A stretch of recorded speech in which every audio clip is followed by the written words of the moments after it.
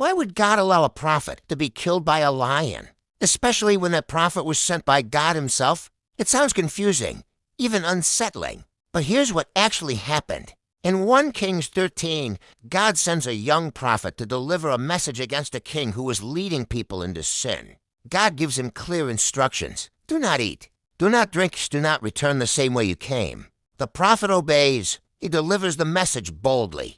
Even performs a sign to prove it came from God. Everything is going right, not until something unexpected happens. An older prophet hears about him and goes after him. He tells the young prophet, "An angel spoke to me. God said you should come back and eat with me." But here's the problem. God never said that. And the young prophet believes him. He goes back to he eats. He disobeys the original instruction God gave him. Then suddenly the truth comes out.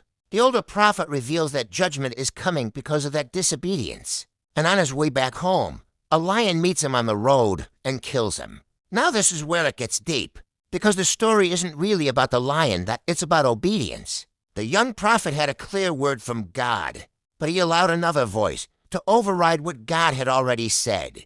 And that's the warning. Not every voice that sounds spiritual is from God, even if it comes from someone who seems experienced or claims to have heard from him, because once God has spoken clearly, you don't replace his word with someone else's opinion.